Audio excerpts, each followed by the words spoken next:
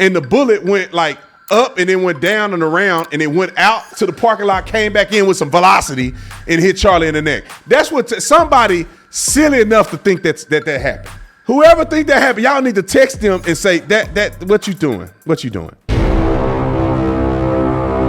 I gotta get to these conspiracies. I made a video on Instagram about this. Stop already. I'm seeing people that I trust. I'm seeing tactical dudes in the military making videos that like, bro, at what point, and I know people are doing it for clicks and money. You gotta be. There's no way in the world that a conscious person is sitting here pushing conspiracies because they really believe this stuff. And it's not about money. It's about money, y'all. If you push conspiracies, you get a lot of people want to watch your stuff. I've seen so many people on YouTube doing this. Dudes that I trust, tactical dudes from the military, pushing conspiracy. I'm like, wait a minute, dude. Why would you? You know and I know that it's too early in the game to be committing to a conspiracy. It's okay to question stuff, but you're committing to a conspiracy. It's too early in the game for some of y'all to be bringing up things as a conspiracy that ain't a conspiracy. Okay. Here's the conspiracy that somebody sent me. I guess people are saying that somebody popped out a tunnel like the Ninja Turtles and shot Charlie in the neck without nobody knowing. And the bullet went like up and then went down and around and it went out to the parking lot, came back in with some velocity and hit Charlie in the neck. That's what somebody silly enough to think that happened. Whoever think that happened, y'all need to text them and say that what you doing? What you doing? More than likely, this could be some type of irrigation system or some type of something that's dealing with this area, whether it's lighting, whether it's irrigation, whether it's this water spout. It could be a sewage drainage that's going down and collecting right there at the bottom of that thing, and they go down in there and they do what they got to do in there. I do not believe whatsoever that's a tunnel to go anywhere to do anything. And nobody on planet Earth should have the nerve to think that this is connected in an investigation. The Fed has finally dropped interest rates, and that's great news for American homeowners. Expenses have been major burdens on the family. Wages have been flat. Prices keep climbing. And for many, the only way that you can make ends meet is leaning on credit cards. But that cycle has high interest debt, making it hard to stay ahead. If you're a homeowner, I want you to call my friends at American Financing right now. Interest rates have dropped. Many homeowners are seeing options in the low fives compared to credit card charges rates that are in the 20s or higher.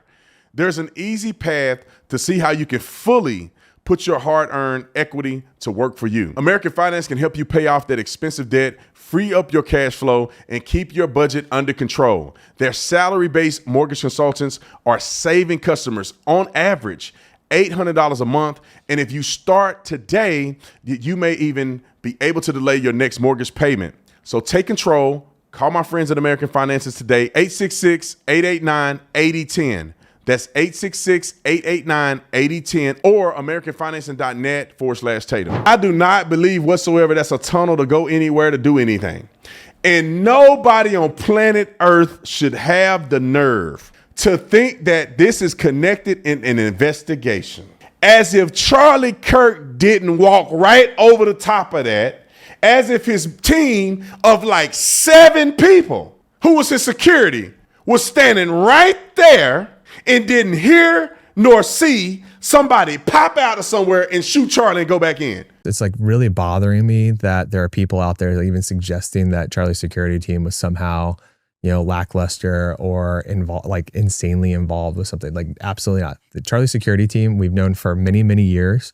They are like brothers with Charlie. We have an elite force of people who are supporting Charlie at all times. And had they even known or suspected that there would be even an element of danger that day in Utah, they wouldn't even let him out of the car, off the plane, into public life. Every single event that's held is a combination of our security team working with the local police. In this case, on university campuses, it's the university police. The university police department is responsible. There's a line that is drawn, right, where there's personal protection for Charlie versus protection for the campus. In this case, or if it's out in, the world, the city or whatever, right? In this case, for Utah Valley University, their responsibility was to protect the campus, all of the perimeter, rooftops, everything else. When we go out in public, our team handles those things where there isn't a police department to work with or do that with. So whether it's a drone program or covering all those angles or a perimeter, they do all that. But when you're having to work with partners who are responsible for those elements, you're depending on them. There are some elements here where it's like there are people asking, well, why wasn't this that? Well, that wasn't Charlie's team. Charlie's team would have done anything and everything, particularly if it was completely within our purview. And they did an incredible and impeccable job at all times, always covering Charlie. I mean, they were the first people that were trying to save Charlie's life when he was assassinated, and doing all of that. They love that man inside and out, right? Yeah. And they would do the same, not just for Charlie, but for anyone on our team. And they would take a bullet, jump in front of a car, do anything that they possibly could. And so we're praying for them. We hope that everybody is praying for them because they're being unfairly targeted by people who online who are making suggestions, like really wild, crazy suggestions that are not even possibly remotely true. And that's really hard on people who are that love and care so much for a person. And again, too, I feel bad for other officers that were involved with this, right? That were maybe part of the department and things like that. Obviously, there's some really significant and dramatic lessons to be learned that are coming out of this. A really competent drone program, for example, would have saved Charlie's life, right? And that should be the standard protocol on every single campus. Without question, there should be eyes on every rooftop at all times, like with everything. We'll see what happens with the investigation and what comes out on all of that and how this tragedy unfolded. The guy is in custody and he's going to be going to trial and all this is going to come out. So, we're waiting just like everybody else. What kind of 007? Ain't nobody came out of that thing and shot Charlie right over there when people are standing all across there. You telling me people are the video team there? They got cameras there. They got people sitting outside of these rafters that are looking at Charlie. They got the camera set on him. All of his security is surrounding him. And somebody pops up like a jack in a box and shoot Charlie Kirk. How you gonna pop up and aim? You come out a tunnel and somehow you right on point. But you come out just enough where nobody see you. And you shoot what caliber of gun? You're gonna do a 45 with a silencer? Then the impact that Charlie visibly you can see didn't come from no handgun. You think you pull a rifle out of there and pow? You got a big suppressor on the front of that thing. Suppressor on the front of that thing gotta be this big. You pop out a tunnel, most of your gun is the suppressor. Somebody put a suppressor out and shot through that The hand signals were BS. We all know, right? Frank Turk was one of the guys doing hand signals for you nut jobs. Then we know the video team. I know the guys on the video team. I'm not going to say their name because I don't want to disclose them anything. But I know these guys. I talk to these guys all the time. They do my stuff when I go to campus too all the time, ever since the beginning of time. Charlie Kirk has had the same people, at least one guy. The guy you see on that camera that was taking the SD cards out, that dude been there forever. Every event I've ever done, he's been there. And you talking about he trying to do some nefarious things, stealing the camera. That's his boy got killed in front of him, y'all. And y'all out here putting that man out there. And some of y'all who know him and putting him out there, you should be ashamed of yourself. Because now people are attacking him. Frank Turk is getting attacked. Turning Point USA is getting attacked. Because now they got people out here thinking it's a cover-up. FBI getting attacked. Lord, stop. And then when it comes to the 308 round, I mean the 30-06, not 308, the 30-06. I've never shot a 30-06. I've never seen anything shot with a 30-06 except for online. Only thing I've ever shot was 5.56 and I shot 308. I've never, and a 7.62 because I have an AK. And a 7.62, which I hate. The AK is terrible. I want to give it away to somebody. That's the only guns. That's the only rounds that I've ever shot out of a gun. Now I've shot at all kind of stuff, and I've shot through cars and stuff like that before in training, and I can see what these rounds do. I've never shot a 30-06. I go online and I'm looking at people talk about 30-06. A lot of people are saying it's impossible that Charlie was shot with a 30-06 because it decapitated him. Now there's other people that come online and they go, well, no, 30-06 didn't get up to its maximum velocity, because if you were within 150 feet, 200 feet, it hadn't got up to the max velocity, like shooting an elk or shooting a moose or a deer or something at, I don't know if you shoot a deer with a 30-06, but you probably do, maybe a big one, that at 600 feet, 600 yards is right around the time, not 600 yards, but you get what I'm saying? It can go at 600 yards and hit something and kill it.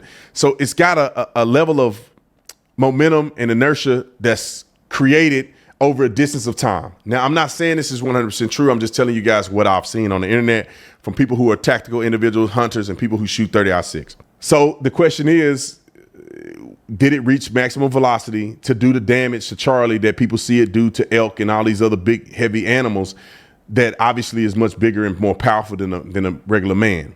The doctor claimed, and this may be the coroner, I doubt it was the doctor that did surgery on him, because normally a doctor that's doing surgery on you ain't worried about how it happened to you. They're just trying to worry about stopping the bleeding. Now, normally when they can't do nothing for you, they put you in the morgue. And when they put you in the morgue, they do an autopsy. So the person doing the autopsy may have told Turning Point staff, because they're family and connected and they may have gotten permission, or maybe they heard somebody from another person or whatever the case may have made mention that the bullet entered into this part and it was lodged and they think the spinal cord is what stopped it. That kind of rhetoric or that kind of specificity mostly comes from somebody who has done an autopsy. It really don't come from a doctor at the ICU that's, and trying to save somebody's life. They're not even looking for a bullet. They're trying to look for wherever can stop the bleeding and whatever. And I'm sure Charlie had no chance and there was nothing to save him. So they pretty much called that pretty fast. And then they took him down to the morgue. So with that being said, can God do miracles? Yes. So if you somehow think that it was impossible for a 30-06 to travel through Charlie Kirk and get lodged into his skin and was stopped because of his vertebrae or something of that nature, God can do anything. Maybe to some of y'all, this is a testimony that God was a part of this and God knew what he was doing when this happened. The theory that he was shot by someone else, it's okay to question and evaluate, but you need to have evidence before you say it, because then you look like a cuckoo head, and then you're creating strife and causing other people to get in trouble. Like early on, people were talking about this wing section, this private plane that went off the grid, and now these people on this plane got to worry about people coming after them because they think that this may have something to do with Charlie's murder. Come to find out, they had nothing to do with Charlie's murder. I don't know, bro. The reason that I sound so sane in this circumstance, and the reason that people probably think, well, Brandon, you kind of like not taking a side on this, because I know how investigations work. It takes time. It's methodical. And I think Kash Patel and them shouldn't even be talking about anything. They should be getting results, and then they come back and tell the people. Let the people question. Because what happens when you come out ahead of it, you're darned if you do, you're darned if you don't. You come out and act like you're being transparent, and then information changed, then they saying you lied. People are smearing Kash Patel for coming online and doing this tweet. I don't know if we got the tweet. Kash Patel went online and tweeted, I could just articulate it. And he had made mention that he's going to look into every aspect of investigation, meaning that the text messages between the two, Discord channel, the camera. He said the camera thing. He's going to do an investigation. That all Kash Patel doing is saying, I'm going to be thorough and I'm going to listen to everybody. I'm not going to act like I don't hear it because it's a conspiracy. I'm going to investigate the bottom line of every single thing that we hear that comes out there. We will find it, we will investigate it, and we will debunk it if it's necessary. That's all Kash is saying, because he's trying to quash the conspiracies out there that's acting like they're covering up a murder. But then when he do that, what do people do? See, look, y'all, he actually trying to investigate what we saying. No, he not. He know it's bull crap. He know ain't nothing going on with them cameras. You think Turning Point media guys, he in on it. Play the clip. He in on it. Man, Charlie just got shot right here. And what do you think people are doing? They don't have time for investigators to come lock the scene down. This is a massive scene. We don't see any yellow tape. Yellow tape, first of all, a shooting occurred. Cops are trying to eliminate the threat.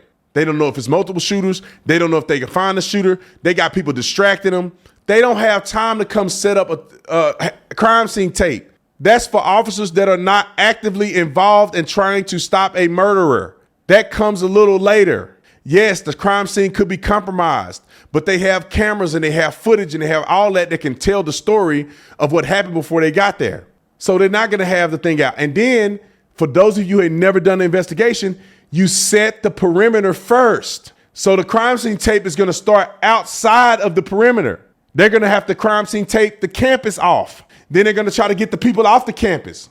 And then they're going to begin to make the crime scene smaller and smaller and smaller. Because what you got to worry about is the media. So they have to get the crime scene tape way out there so they can put the media way out there. Then they have another layer of crime tape where the investigators can come in. Then they have to start getting specific areas where they know that crimes have been committed or evidence is present. Then they begin to tape those places off. It goes bigger and smaller.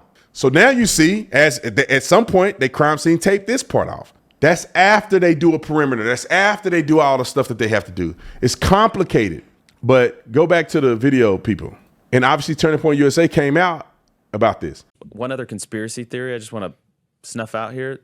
One of our dear friends that literally from the very beginning started with us and loved Charlie like a brother. He grabbed the SD cards out of the camera afterwards. And there's all these conspiracy videos about, like, why did he grab the SD cards? Well, first of all, they're in the possession of the FBI. Okay. It's not like he took them and like ran off with them. Second of all, I asked him personally, I said, why did you do that? And he looked at me and this was his answer. He said, because I know people can be evil. And he did not want that footage being grabbed by somebody. There was videos of people after the incident going and stealing hats off the table. I mean, so I'm so grateful he did that and that was his instinct. He's like, I'm depressed to know that was why I did that. But I knew that I had to protect that footage because I wanted, I mean, you know, you're recording in like 4K, you know? And so I'm so glad he did that. He did the smart thing. And that is, when all these people are scrambling and everybody's doing this and they stealing hats off the table, he made the smart decision to say, let me secure the camera footage so nobody steal it. That's what he was doing. Because people will steal the camera and then they'll put it on the dark web where they got Charlie getting his neck blown out. And they put it all out there, selling it to people. So the smart thing to do is get our equipment, secure the SD cards, and we can deliver them over to the government for them to investigate. Let me add this. I'm here to help you. If you have evidence of a crime, please don't share it with anybody but the police. Please don't ask nobody to share confidential evidence with you, because you know what happens? You can be a part of interfering with an investigation. Let me explain different elements of that. Give me the screen. Let me show you different elements of being a part of that. If you have evidence of a crime on your cell phone, your phone can be considered evidence. If somebody communicate with you with evidence of a crime, the government can then seize your electronic communication, depending on if they feel like it's relevant in an investigation. The best thing for you to do if you have footage is for you to turn it over to the investigators. You go make a copy of that footage. Now, if you don't tell them, they may not know. But if you made a copy and they find out you made a copy, they're going to need to know where the evidence is on your phone and where you made a copy of the evidence at. Because what they can't have is that you manipulated evidence. So they have to have a chain of command. They have to say, this is the actual SD card. This is not an edited. This is not a manufactured SD card. This is the raw evidence footage that we can extract and use for the investigation. You start tampering with evidence. You start soliciting evidence. You start going after people and intimidating them to give you evidence. You could go to jail. You could go to jail. Because if somehow the investigators believe that you coerced another person against their will into giving over evidence to them and they're not an investigator, then the thing is, here's another thing. You can end up getting evidence inadmissible in court. If you go take evidence and you go put it out into the ether where everybody in the world has seen that level of evidence, therefore, when they go to pull the jurors in, and you got evidence that's so, blatantly presented, you could possibly cause that evidence to not be admissible in court. It's not always circumstance. Obviously, it's circumstantial. But if it's some important evidence that you secretly go and hide and steal and put out and promote on the internet, and it may not be admissible evidence. They may conclude that the evidence had been tampered with. So therefore, they can't use it against the person in the court of law. That's why when I get evidence that people send me, I hold off on it until I know that it's not going to interfere in the investigation. And you got people out here tampering with evidence, potentially. You don't want to do that. It's okay to be an investigator, but let the people do their job first. You can always FOIA request the evidence.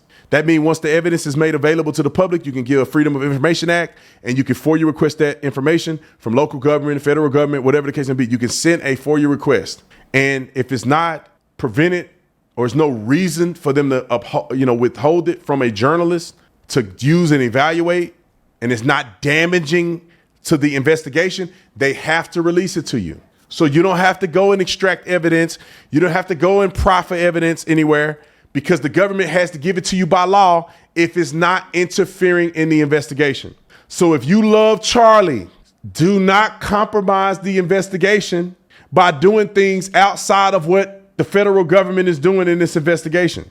Contact the federal government if you have evidence. And a lot of people say, we can't trust them, we can't trust them, we can't trust them. You can trust regular people on the street that haven't sworn to do anything.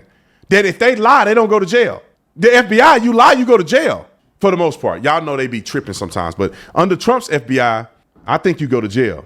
What do you say? Yeah, we voted for, let me put this in perspective, and then we're gonna go on to some more stuff. Can y'all hear me very clearly?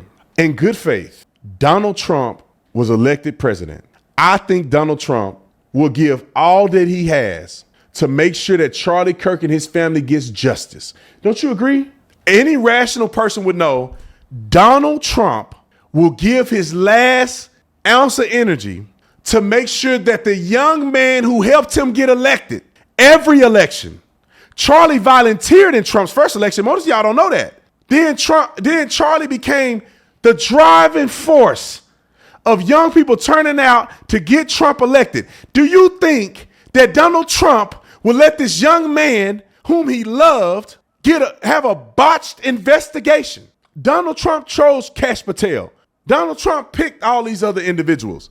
And you think all these people are conspiring against the biggest, most prominent martyr to ever live in American history, world history. My sound go out? Charlie Kirk is the biggest and most prominent martyr of the faith to ever live outside of Jesus. To ever live. Do you see how many billions of people are watching his content? Billions of people saw him get martyred all at once. Billions. When Jesus was alive, 1 billion people didn't know he died. Charlie had 1 billion people see him die. Charlie had 1 billion people begin to inquire and question and wonder, who is this guy? Why would they do him this way? Let me go watch his content. We were looking at it. 100-some million people watch his content in a week. Millions of people are following him on social media. People that never thought about Christ, never knew Charlie. Now they talking about him. Now he's all over their feed. One of the biggest martyrs to ever live. And you think Trump will botch the investigation? You think Kash Patel will botch the investigation? When I say botch, cover it up. You think these people covering this up? It's just, I understand the questioning, but to declare something so ridiculous, it's wrong, and it creates doubt for no reason. We should be unified on this. And people bring up Epstein. Epstein the investigation of Epstein was before any of these people came into office. And just because the government failed in this area, you're a fool to just blindly think they fail in everything they do. You got to compartmentalize and say, I'm going to go issue by issue by issue. That's the same way if they were right about everything. That don't mean you think they right about everything. You got to say, okay, let me look at this issue. Let me evaluate this. You got a guy who shot from the top of the roof. The government already said he didn't take the gun down and build it back up. So get rid of that rumor that was out there. He runs to the thing. They found the gun where he ran. He sent messages to his lover. His father said he did it. His father turned him in. You think his father, they paid him enough money to just randomly pick his son to turn him in as a sacrifice? I mean, maybe people think they framed him, but the kid is in the area during the crime. The kid told people he was radicalized. The kid told people he did it through text message. He even made mention of some of this on Discord. The sheriff deputy that lived across the street from them or next door to them made a phone call to the sheriff and told the sheriff that they got the guy who killed Charlie, who confessed to it, and told the sheriff that he wanted surrender without violence. So the deputy had a conversation with the sheriff because he was he was notified of the killer from the killer's dad. They got the vehicle. They got evidence of the vehicle driving away, which matched the vehicle of the kid that confessed to it. to his parents. They got the gun that belonged to his grandfather. Let me add one more thing. They got the bullet. Let me give y'all some insight real quick.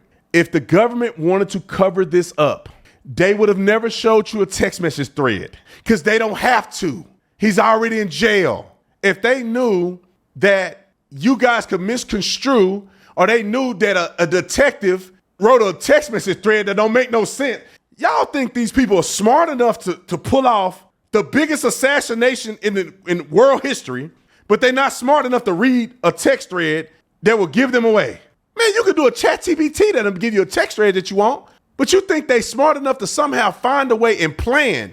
I'm assuming they planned this for years or months to assassinate Charlie Kirk because they got to get the daddy involved. They got to get the trans boyfriend involved. They got to get his Discord channel right. They got to get the deputy on cross street right. They got to get his radicalization right. They got to get all his family that have testified right. They got to make sure the car right. They got to make sure the gun right. They got to make sure the caliber match the gun. They got to do all this stuff that they had to be planning for years, but they can't get a text thread right. Man, they just wouldn't tell you that. They wouldn't even bring it up. They don't need that for the investigation. They can say, we found the guy, he going to jail, go F yourself until we get the trial. They don't have to tell you nothing. And if they want to cover it up, that's all they have to do is just cover it up. They don't have to show y'all what kind of gun it was. They can just tell you it's whatever gun they want to tell you. They don't have to show anything because it's a part of evidence. They don't have to disclose it to the public. They could tell you they said anything they want to say to all these people. They never show you any message exchange. But you think they're smart enough to pull off the hit job, but they're not smart enough to divulge information they never have to divulge to you inaccurately. It's you gotta be stupid to believe some of this stuff. And then beyond all of that, if they wanted to lie to you, they would have said they couldn't find the bullet. Do you guys understand the forensic evidence on a bullet? If they wanted to lie, they would have just told you what gun it was, but there would be no bullet. Because with no bullet, you can't verify what gun it was shot from. But now they've recovered a bullet. Every bullet has a signature on it, which means that it has rifling from a particular gun that it was shot from. It's almost like a DNA sample. They can tell you exactly what gun it was shot from if they have a bullet. They found a bullet. If the government wanted to trick you, they would have never had the bullet be exposed because now they have to prove that the bullet came from this gun. So what are they going to do? They're going to test fire that gun and patterns of rifling. They're going to do it and they're going to put it on a lens and they're going to compare the rifling on the bullet they found in Charlie with the bullet that was fired from that gun. And they're going to be able to say, this bullet came from this gun. If they want to cover it up, they'd never show you that no bullet will exist. But you guys are cheapening Charlie Kirk's life by coming up with these crazy conspiracies outside of unequivocal evidence. And let me tell you something else. What's that? Okay, let's play the bullet thing. Roll it. Also, Kelly, we're hearing Charlie Kirk's organization is revealing new details surrounding his death. What are they saying about this? Yeah, I wanted to get to that. There is a new post out from the executive producer of the Charlie Kirk Show, TPUSA spokesperson Andrew Colvett, and he wanted to post this. He said he spoke with the surgeon who worked on Charlie in the hospital, and they were talking about the exit wound. So Colvett was saying that there was no exit wound. We are still waiting to confirm this with the hospital, but he said he spoke with the surgeon who worked on Charlie. He said the bullet absolutely should have gone through, but it didn't go through. Charlie's body stopped it. He said, quote, it was an absolute miracle that someone else didn't get killed. They did find the bullet just beneath the skin, he says, and even in death, he finishes, that Charlie managed to save the lives of those around him. So that was just posted within the last hour. We wanted to make sure we shared that with you as well. Now, why in the would Andrew lie about this? Y'all, it's more stupidity.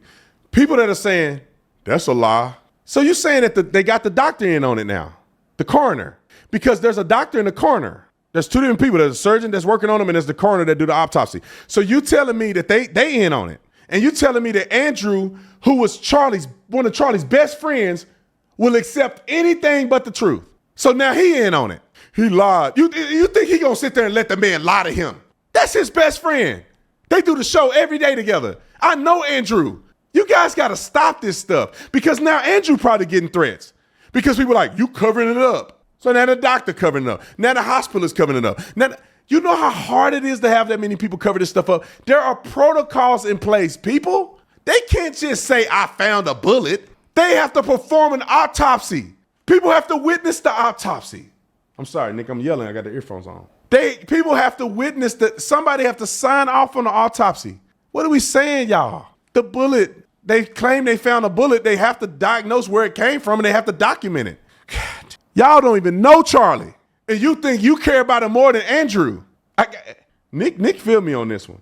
Andrew gonna just let him lie to him. Oh yeah. Frank Turek gonna Charlie's tactical team. They've been following him for years. They just let a lie come out. Yeah, no, he was. Yeah. These guys were in the military. Some of these guys were in the military, and they just Charlie, lie. This is our best friend. We've been risking our lives for Charlie Kirk for the last 10 years, but we just gonna let people just say whatever. Put your thinking cap on. People like, Brandon, you a sellout. Are y'all serious, bruh? I care about Charlie. I don't know how everybody else feel. I care about Charlie. I consider Charlie a friend to me. You can ask anybody that knew Charlie, that was around Charlie. I never said no to Charlie because I love Charlie and I respected that man. And I would go to war for Charlie. Brandon, can you do this? Brandon, can you do that? I'm on it. Charlie was my dog. Now, me and him didn't talk every day. But there's people that you know and you love. You don't got to talk every day. You know what it is. When that phone call come in, I got you, bro. Brandon, they say I'm a racist, man. I can't believe. I got you, bro. I'll stand up for you because I know who you really are. Ain't no way in the world if I thought that this was made up would I defend stupid stuff. Because Charlie mean more to me than this killer and the government. I don't know people in the government. But bro, for y'all to think this is one big conspiracy is crazy. It's too many moving parts. Now you got to get the doctor to come. If I'm not mistaken, there's two people that do an autopsy. There's a person performing an autopsy and there's a person evaluating the performance of an autopsy. Now, it may not have to happen every time, but last time I checked, it was that. So other person to sign off. One person can't do all that. Deboning people, harvesting, they getting the organs out. Like one person don't normally do all that. It take a few people to do all that, and Charlie Kirk has become another meme for some of y'all, another means to gaining money and influence. At least wait till the investigation is over before you start making comments. They shot him. It was two shooters. We don't have any evidence that it was two shooters. Where's the entry wound? Now the doctor made up an entry wound. Charlie don't have an entry wound on his autopsy. He don't have an exit wound. I'm sorry. If you think this was the exit, where's his entry wound? This stuff is gonna come up in court. To put this guy away and give him the death penalty, you got to show the autopsy. So now you think they made a fake autopsy. Sugar, honey, iced tea. All right, let's get to some other stuff.